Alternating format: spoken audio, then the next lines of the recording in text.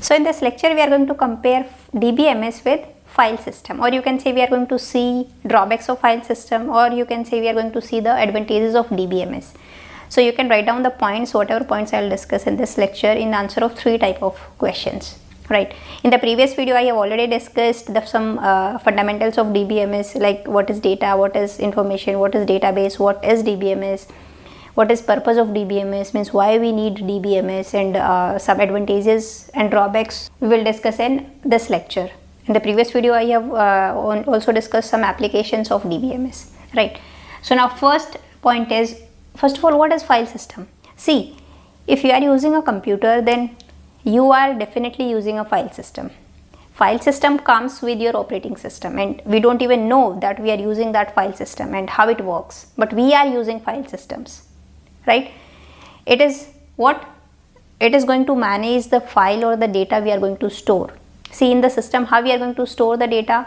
Maybe we have some drives, C, D or E drives, or there we have folders and we have subfolders, and there we are going to store our files, or some maybe notepad file, wordpad file, excel file, something like this, right? So this is what the management of this data is, what the role of file system only. We are going to store the data using file system only, right? DBMS is also used to manage the data, and file system is also used to manage the data. Now what is the difference between these two? See, here in file system, suppose I have created a file, a notepad file. It is having some value like 1, and there we have Jenny's lecture, and 2 after that I have written Jenny Lamba, means name of my second channel, right? Now how you are going to store this file into your hard drive, into your hard disk? Between hard disk and this file we have first of all file system. This file, it is the responsibility of file system to save this file, to manage this file. So it is, you can say, interface type of thing between hard drive or your hard disk and you, right? So now we are using file system and we don't even know, right?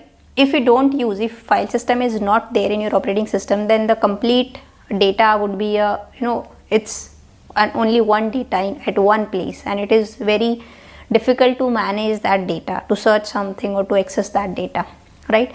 It's because of the file system only we are able to partition our drives, we are able to create the folders, or you can say directories, subfolders and files, right? So that we can manage our data to somewhat, right? But we can manage the data, a short amount of data. When it comes to a large or huge amount of data, then file system is not a good idea to use. There we will use DBMS. Now suppose if you have installed a software or DBMS on your system, like maybe you can say MySQL or SQL Server, Oracle 9G or 10G, or you can say DB2. Many types of DBMS softwares are available, right? Now suppose I have MySQL. Now here suppose I have created one table, and there I have stored one. Now this is the table. Basically we are talking about RDBMS, that is Relational Database Management System. There we are going to store the data in the form of relations or tables, and every table is having relationship among them, right? Now I have created using some, how you are going to create it? Obviously we will use what? SQL, that is structured query language. We are going to write down the queries in SQL and to access this database, or to perform some operations on the database like insertion, deletion, manipulation, all type of operations, right? For that we are going to use SQL language, structured query language. Now this table is also going to be stored in obviously hard disk. Now there also we have file system. It's not like that we have removed this file system from here. Obviously we have file system on our PC, right? But now for managing this data, for managing our database, we are using DBMS, and here for managing our database we are using file system. It's not like that we have completely removed file system and we are using DBMS. That is very important point. We still have file system, right? First of all, this obviously we have DBMS, this is MySQL, right? There I am going to create a table, and that will go to file system, and that after that it will be stored in hard disk, right? But only difference is what? here for managing the data I am using DBMS, but here for managing the data simple file system is responsible, right? Now why we have switched from here to here? Why we are using DBMS for managing the data? Obviously the file system cannot manage the data efficiently, right? If small amount of data is there, in the last video I have taken an example that I have 10 friends and I want to store the phone number, age and address of only 10 friends, then obviously no need to install a DBMS. Only we can make a notepad file, there I can store name of 10 friends, their phone number, their age and their address, and I can store. If I want to access, then simply I can access that. If I want to search something, then obviously the data is very small, so I can easily search. So only by using the file system I can manage my data. But suppose you can say it's a hospital management system, there we have multiple tables for patients, for doctors, for registrations, or for other helping staff, for inventory as well. Many information we need to store. For all the information obviously we cannot make the tables, right? If we make the tables for this, like we have many tables. For hospital management system we have 10 to 12 tables maybe, right, in our database. So only using file system can we manage all the tables? Obviously that would be a very problematic situation. We cannot manage this table. That is why for managing this database, for a large database we need DBMS, right? Now what can be the problems here if we use file system for managing a large database? See, here the very first difference between this and this is what? Here the data is stored, see directly this data is going to be stored in hard disk, right? Have we defined any data type here, that int data type or string or float or something like this? No. So as it is, the raw data is going to be stored in hard disk, that is data here is unstructured data. Means here unstructured data is what? The data which is not structured using some predefined data models or schemas, right? Here we don't define any data type or any constraint on the data, right? That is unstructured data. Unstructured data may be in the form of text or it may be non-textual. It may be audio, it may be video, YouTube videos, or you can say unstructured data may be collected from social media, that is data from Facebook or data from Twitter or from LinkedIn, or maybe through that chat, WhatsApp data, or you can say that Instagram data. That is what unstructured data, right? We don't have any proper definition or predefined structure of that data, right? And now in today's world 80% of data is unstructured data, right? But now in this case, see here when you are going to create this table, then you will have to define the name of the table, the data type. Here we have integer, here we have maybe string, or maybe in another column you can say float or the name of the columns and something like this. Now if the data type is integer, then here you cannot store, suppose I am going to store a here, then that will give error. So here the data is predefined. We are going to define we are going to structure the data in a proper way. So here we are dealing with structured data. This is the very first and basic difference between this and this. And obviously if the data is structured in a proper way, then searching would be very easy on a structured data rather than unstructured data. And in today's world we are dealing with unstructured data, means 80% of the data is unstructured data, right? So where it is going to be used? In data mining, right? How we will use this unstructured data in data mining? We will use some mining tools and we will extract some patterns.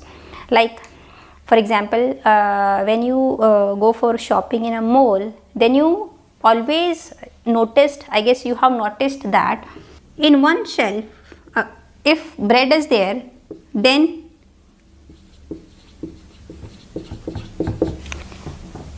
in the next of this bread they are not going to put any shampoo or they are not going to put any stationery items like this. Nearby this bread they will put either milk or you can say cake or something like this, right? So that's what they have the pattern that if someone is going to buy a bread, then 80% of chances are there he'll buy maybe jam or milk, something like this. So these kind of things they will put together, right? So that's where data mining comes into picture, and the unstructured data comes into picture. But that is a different subject, that is data mining and data warehousing. That I'm not going to discuss that thing in deep. Here we are discussing the difference between file system and DBMS. So here one problem may be because of this unstructured data is, see, different people means different format they are going to follow, or maybe if same person is using that data, means I am the user and I am creating the data on my laptop and I am using that data. I am responsible for managing that data. Like user is responsible for managing that data, right? So now here suppose in one file I have stored the date in this format, right? And at one file I have stored date something like this. So maybe format is, first of all I'll store month, then day, then year. And format may be, first of all I'll store day, then month, then year. There is no specific format defined, right? So that would create a confusion, right? Maybe here we have more than one table, means 5-10 tables. There I can store in one file I can store in this format, in another file I can store in this format, then that would be problematic situation, right? Now next point may be, see, if I want to access this file, I have stored this file somewhere, I want to access this file.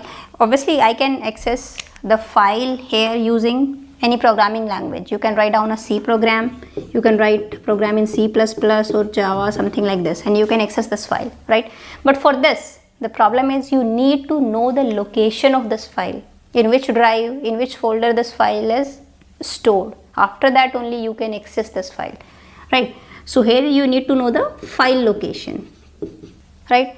So now it's fine if I am the only user and I am accessing the data on my laptop, so I know where the data is. But if more than one user is accessing the same data, means in nowadays we are using what, that client server architecture, right? Here something like this, the data is stored on the server here and many users are there, or you can say clients are there all over the world who are using this, who are accessing this database, right, which is on server. Now obviously I don't know where the data is, because data may be present at remote location. Fine, like this only, I don't know where my YouTube videos are stored, I don't know the location. You don't know the location. If you want to search something, you simply write down the name, means the topic name, and you will get the information. You don't need to know that where that data is present, in which server. The server which is in India or the server which is in USA, you don't even know, right? So that is the beauty of DBMS. You don't need to know the location of that data to access that data, right? So that is the second difference. Now here third point is what? See, suppose in my file I have multiple data and the size of file is around 20 GB, and here I want to access only small information that is of 25 KB only, right? Only one row suppose I want to access. Now here obviously for accessing this you need to write a program in C language. Suppose you are writing a program. So for that thing, when you write a C program, then you will access this complete file. This complete file would be transferred to you, right? But I don't want a data of 25 GB. I just want information of 25 KB only. So that is problem in file system, right? Now in DBMS only you can get this information. You will not get the complete file, you will get only this information that is of 25 KB only, the information you want from that file, right? That is another advantage of that DBMS. Next point is, here in file system, how to access the data? We are going to write proper program, maybe in C language or any language, right? So suppose a bank is using file system, not using any DBMS, and there obviously we have multiple tables, and from here I want to access the information. My query is I want to access the name of those account holders, those persons whose account is having a balance less than 1000, right? So there we cannot write down a query. There we have to write down a complete program, and obviously I can get this result. Now my second question is, I want to access the name of those persons whose account is having balance greater than 1 lakh, right?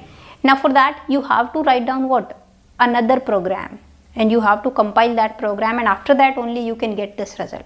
So for each query you are supposed to write down a complete program. That is not a good idea. But here only you need to write down a simple query and you can get this result. After that again a simple query and you can get this result. No need to write down and no need to compile a complete program, right? So here in file system you can write, here file system allows only that predetermined access to the data, that is using some compiled programs, right?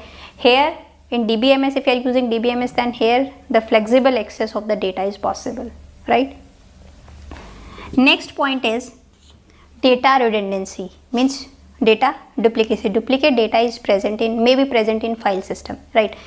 In the previous case also we have discussed in the previous video that suppose I have this table, I have 10 friends and the data I am storing is name, phone number, age and address.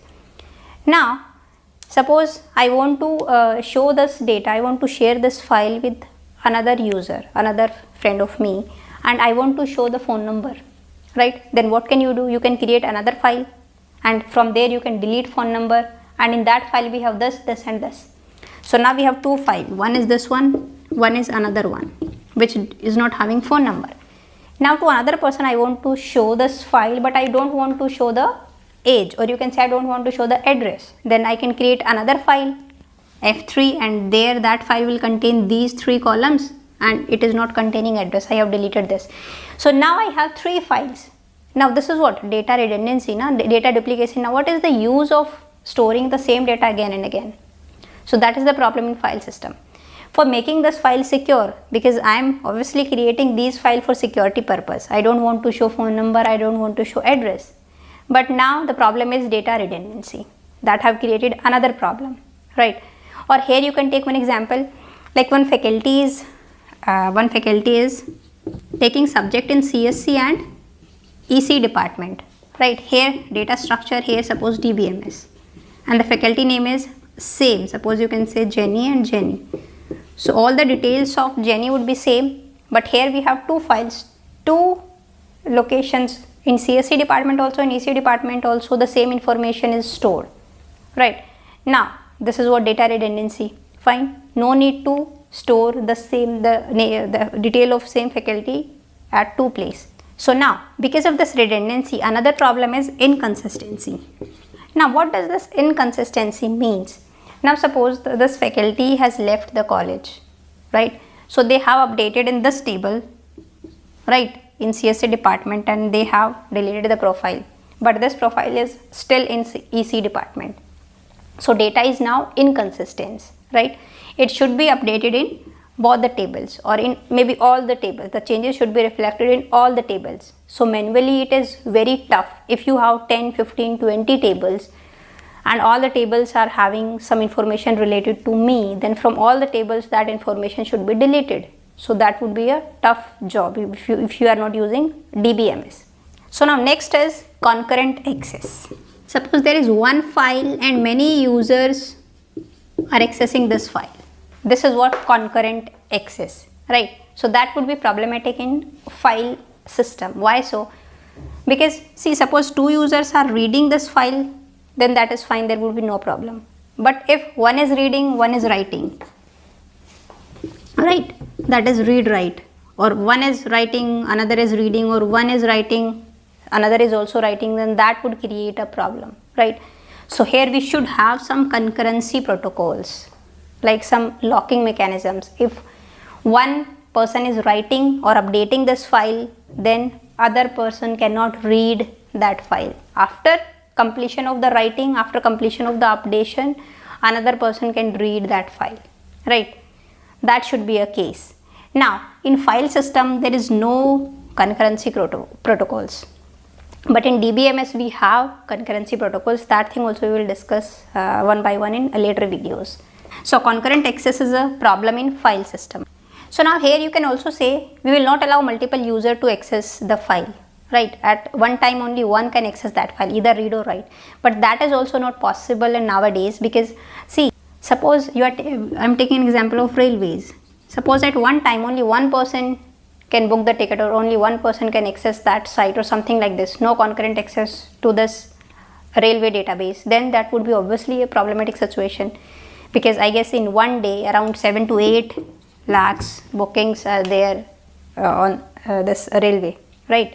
So concurrent access is must nowadays on database, right? You have to implement concurrent access, and for avoiding the problem you need some protocols, and those concurrency protocols are there in DBMS, they are not in file system. Next point may be integrity. See, on DBMS, on the data I can add integrity constraints. Like what?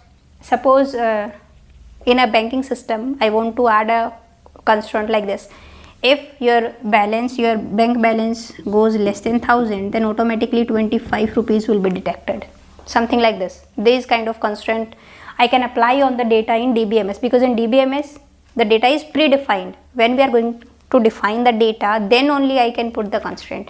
But here in file system the unstructured data is there, we cannot define anything on that data, right? So integrity problem is also there in file system. Next issue is security. Security of data is less in this file system. Here in this example only you can show that security is not much in file system. Or you can say here we can put that read write permission on the folders and files, but we cannot put these kind of access permission on a portion of a file, on small portion of a file. We can put this on a complete file or folder, right? But in DBMS it is possible, right?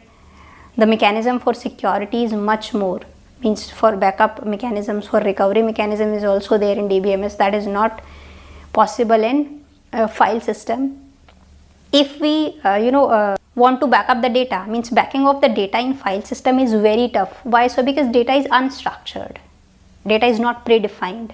But here backing of the data is easy. In this example only security is there. If you don't want to show the phone number, then simply you can write down a query, you can fetch name, age and address, and you can show another user. So that is, data is more secure in DBMS. It's not a case in file system. To making it more secure, either you have to create another file, and from that file you can delete phone number, but in that case it will create a problem of data redundancy and as well as data inconsistency, right? So now here on the basis of these points I have compared file system and DBMS. There you can say, maybe you can write these are drawbacks of file system, or you can write these points as in advantages of DBMS, right? I'm not saying that these are the points, these are the only points for comparison of this file system and DBMS. You can compare these on many more points also. In next video I'll discuss about functional dependencies, means what is functional dependencies, and after that we will start normalization. So now I'll see you in the next video. Till then, bye bye, take care.